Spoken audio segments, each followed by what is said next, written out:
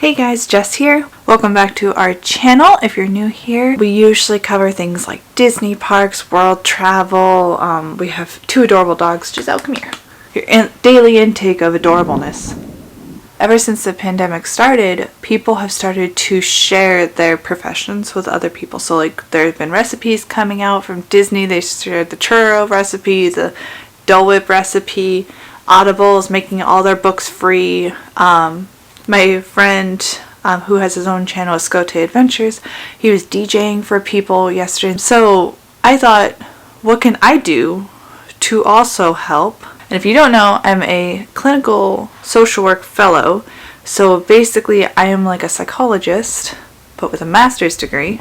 And with that, there's a lot I know about self-care. And so I wanted to take a moment to share what I know that would be helpful for everyone else during the pandemic. Everything I'm going to be covering today is something that you don't really need a license to cover, but just because I'm giving you advice and I am not fully licensed, if you don't feel comfortable with it, do go to your provider and talk to them about it first. So one of the things that we like to practice is whenever we start feeling our anxieties really rising up, it's called a grounding technique. What happens when you start feeling anxiety is that your brain sees a perceived threat that may or may not be real, and it says, oh my god, what is that? And then your body's like, oh my god, what are you freaking out about? Okay, hold on, let me just get myself prepared. So it starts having all those physiological responses like sweaty palms, stomach starts churning, your heart starts fluttering, and then your brain hears your body reacting and it goes, oh, it must be a real threat. Okay, well, let's pump more of this out. And then your body's like, oh my god.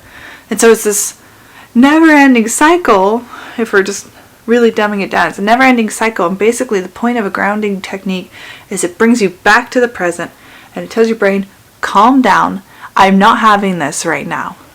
So there's a couple of really fast, quick techniques that you can do, and you can do most of these anywhere. The first one is called the 5, 4, 3, 2, 1 technique, not to be mistaken with the 5, 4, 3, 2, 1.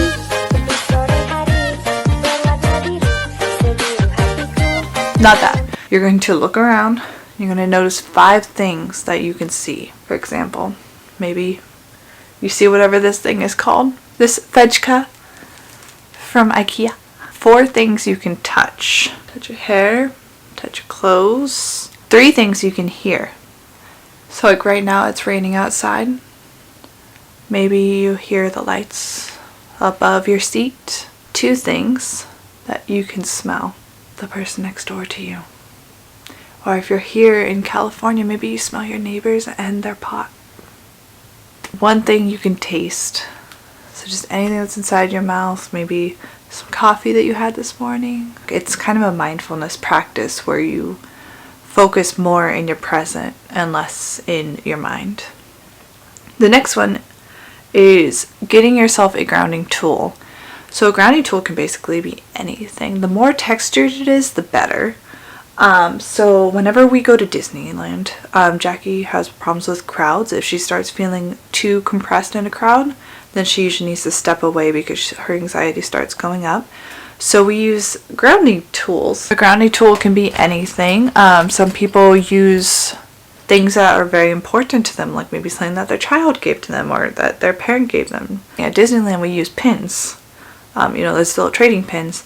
So here I have my ODS class thing, and it's kind of rubbery here, and then around the sides there's all this texture.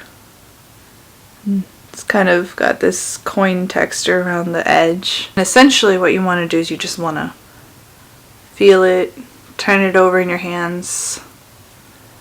It kind of makes your brain pay attention to this instead of to the anxiety running through your head. Just really focus in on what you're feeling. The next one is bubbles. Bubbles are always a fun thing to have unless you are allergic to bubbles, in which case I'm very sorry. What you want to do is you want to blow them straight up and you're just going to watch it. Just really focus on that bubble as it comes down. And as you focus on the bubble, you'll find that your mind will not be able to pay attention to the anxiety. And if need be, you can always blow more, but you want to focus till it pops. Another technique that we like to really suggest is progressive muscle relaxation. So I'm not going to lead anyone through that. You can find it all over YouTube. You can also find it in apps. They usually start from your feet, and you feel your feet on the floor, and then you follow your leg up, and you just follow all the way through your entire body and just completely relax.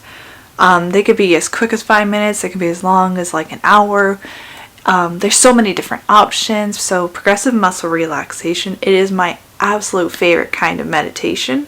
Similarly, there's also mindfulness meditation, where it kind of makes you more aware of what's around you. And the last grounding technique for anxieties is aromatherapy. Now, of course, you have to be careful because some of the essential oils can be really toxic for dogs, can be really bad for children. So do your research on which essential oil is good, what each one does. For some people, peppermint actually reduces migraines. If you rub it right here, every night before bed, we spray lavender and frankincense on our bed, and it's so relaxing to have. Next thing I want to cover is sleep hygiene. It is suggested that you only get 1 nap a day, and that nap should not be any more than 20 to 30 minutes. So I know it's really difficult, especially during a time when you're trapped in your house and you don't have anything else to do, and sleep just sounds so good. But just try to not sleep during the day so it's easier for you to sleep during nighttime. About an hour before bed, you're going to want to turn off your phone, your TV, anything with a blue light. A lot of people enjoy reading before bed, but actually that can also really be stimulating for your brain. You kind of just want to relax. Give your mind reason to know that it needs to shut down. A really effective technique would be to have a sleep ritual. So for the 30 minutes before you go to bed, you do the exact same thing every single day. So maybe you put on like a special like eucalyptus lotion, or you take a bath, or you do some sort of like mindfulness meditation before bed. Having that routine is going to help your body realize, oh, bedtime is coming up. Okay, alright, I'm getting ready for that then. Then one of the most important things to keep in mind is that your bedroom should always be cool and dark. You want to make sure that you use your bed only for sleep and sex and nothing else. So don't watch TV in bed, don't play video games in bed, don't read in bed. You really just want to make sure it stays for that. And of course, this is for people that are having trouble falling asleep. If you're fine falling asleep, you just carry on with what you do. So for example, I love listening to scary story and ghost podcasts as I go to bed, which a lot of people would be like, that's a bad idea, but it works for me. And if you go to bed and you are just sitting there in bed and you're not able to fall asleep, what you want to do is after 15 minutes, you want to get up out of bed, literally leave your bed, go find a chair in a nice dark area away from your bed and sit in that chair. Do not pull out your phone, do not read a book, do not do anything except for just sit there and be bored. And then when you start feeling sleepy, go back to bed and then go to sleep. Or if you can't fall asleep in 15 minutes, get back up and go back to that chair. Eventually your body's going to get it figured out. During this time of pandemic, you're really going to want to make sure that you have a schedule. So a lot of people are out of work, a lot of people are taking care of their kids now who were in school, or maybe you are someone that was in school and now you're not and you don't have anything to do. You need a schedule. So even if it's like, I'm going to work out for this much time during the day and I'm going to take a class on, I don't know, crocheting on YouTube or something, just make sure that you have like set time. So like, this is my time for workout, this is my time to do my hobby, this is my time for self-care, this is my time to eat. And just try to have, like, you don't need to be like at exactly 14, 45 and 37 seconds I'm going to breathe for 5 seconds. You don't want to do that, but you do want to have some sort of schedule, some sort of plan when you wake up, and that way you don't start getting lost in the monotony of the day, because it's really easy to start feeling depressed and meaningless, and then it just all goes downhill from there. If you are depressed, do not drink alcohol. And it's not because we're worried that when you're depressed and then you have alcohol, then you might feel more comfortable doing things that could harm yourself, which, by the way, of course we're worried about that, but it's mainly because alcohol is actually a depressant, so it makes your depression worse. On the exact opposite side, if you have anxiety, then you really probably want to avoid the caffeine. So that's tea, coffee, soda, energy drinks, and even like metabolism pills. These are all things that can just really ramp up your anxiety, make you more freaked out during this time when, frankly, I think almost everyone is freaked out. Steer clear of that and try not to eat too much comfort food. It's fun, but it's going to make you feel worse about yourself. Just try to stick to like those healthy fruits and vegetables and proteins. Exercise wise, it's important for you to keep doing your exercise, even if you just take like a 30-minute walk every day. Just make sure you maintain social distancing, wear a mask if you're able to when you're out there. You have to still exercise. You still need vitamin D from the sun. You still need fresh air. Also, it's amazing what just 15 minutes of mindfulness meditation will do for you to start your day. If you do that every single day, it could help out tremendously. And then finally, I highly recommend that everyone get a gratitude journal. It's an amazing little thing. It sounds so stupid, but basically it's like that positive vibe thing where you have a journal and then you write in something that you're grateful for every single day. And it's usually like 5 things that you're really grateful for. So like maybe I'm grateful that today I woke up. That's a thing. It's amazing how much the power of gratitude can really affect your mental state. Some books that I really, really love is A Positive Journal. Firstly, because it's pretty and gold, but it's a 5-minute a day towards a happier life. It's by Nancy F. Clark. I really, really love this book. Alright, so for example, week 13, day 3. It's easy to pick a goal you believe others think you should want. It's more important to look deeply within and pick something truly important to you. Write about one such goal and why it's important to you. Another book I really love is The Little Book of Mindfulness. This book is by Dr. Patricia Collard, and it's 10-minute mindfulness practices. They just have like different examples, like walking mindfully, eating with pleasure. I did this one during my master's program. This was super embarrassing because I had people eat a chocolate and I was like trying to get them to be more mindful about the chocolate. And I was like, feel the way that it slowly melts over your tongue. And I was like, wow, this is really sexual. And I'm like, it's not sexual, it's sensual. So that was an awkward day. There's a lot of books like this one. I really enjoy these ones. So I'm really sorry if this offends anyone, but it's the Let That Go.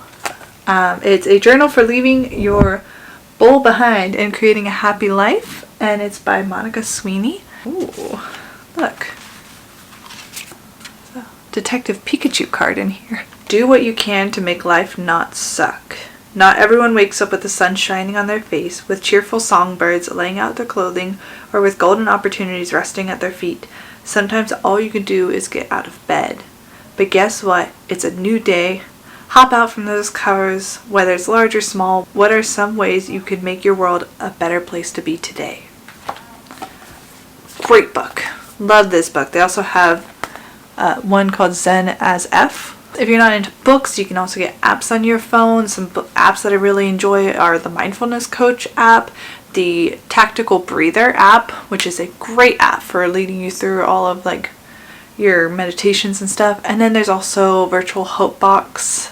These are 3 that we recommend to all of our patients whenever they have like anxiety problems, they need help breathing, they need help like kind of overcoming their daily struggles.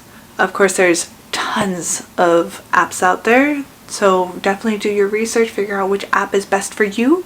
If you are starting to feel depressed, if you're starting to have thoughts of what's the point, I just wish I could just go to sleep and not wake up, and it's starting to get a little bit concerning for you, or maybe it's something that you've already experienced, some sort of depression, some sort of like suicidality, anything like that, reach out to your friends, reach out to your family, reach out to people that you know you can trust to talk to.